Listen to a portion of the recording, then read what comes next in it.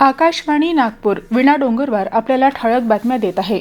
नवी दिल्ली इथं परराष्ट्र व्यवहार मंत्री डॉक्टर एस जयशंकर यांच्या अध्यक्षतेखाली आज क्वाड देशांच्या परराष्ट्र व्यवहार मंत्र्यांची बैठक झाली। क्वाड राष्ट्रांमधलं सहकार्य अधिक दृढ करण्यावर आणि इतरांनाही मदत करण्यावर डॉक्टर जयशंकर यांनी या बैठकीत भर दिला।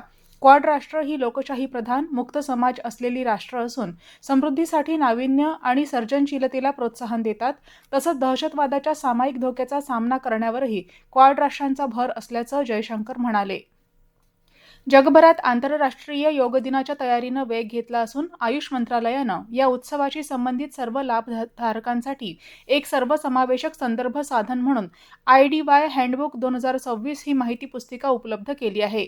आयोजक, संस्था, योगसाधक, सरकारी यंत्रणा, शैक्षणिक संस्था आणि सामुदायिक गट यांना सहाय्य करण्याच्या उद्देशानं तयार करण्यात आलेली ही बहुभाषिक पुस्तिका आंतरराष्ट्रीय योग दिन, सामान्य योग अभ्यासक्रम, मंत्रालयाचे उपक्रम आणि जनसहभागाच्या संधी यासारखी आवश्यक माहिती एकत्रितपणे उपलब्ध करून देईल। सौदी अरेबियाच्या वार्षिक हज यात्रेत आज अराफातचा दिवस आहे। हा दिवस या यात्रेतला सर्वात पवित्र आणि महत्त्वाचा मानला जातो। या दिवसासाठी जगभरातून 15 लाखांहून जास्त मुस्लिम भाविक मिनाहून अराफातला पोहोचले। नागपुरातील सिद्धेश्वरी गोंड वस्ती परिसरातील नागरिकांना अधिकृत वीज जोडणी मिळावी यासाठी महावितरणतर्फे विशेष शिबिराचं आयोजन करण्यात आलं। यावेळी पहिल्याच दिवशी 51 जणांनी नवीन वीज जोडणीसाठी अर्ज आणि आवश्यक कागदपत्र सादर केली। राष्ट्रसंत तुकडोजी महाराज नागपूर विद्यापीठाच्या पदव्युत्तर भौतिकशास्त्र विभागातील MSCच्या 11 विद्यार्थ्यांनी 19 पेटंट प्राप्त करत विद्यापीठाची संशोधन क्षेत्रातील कामगिरी अधोरेखित केली आहे।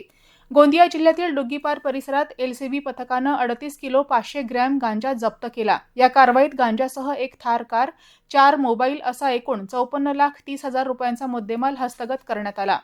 भंडारा जिल्ह्यात सामाजिक न्याय आणि विशेष सहाय्य विभागाअंतर्गत कार्यरत शासकीय वसतिगृहांमध्ये सन 2026-27 या शैक्षणिक सत्रासाठी प्रवेश प्रक्रिया सुरू झाली आहे।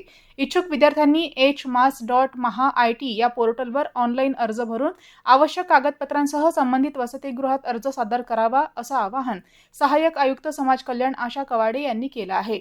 याबरोबरच हे ठळक बातमीपत्र संपलं। यापुढील ठळक बातमीपत्र आपण रात्री 8:42 ऐकू शकाल। नमस्कार।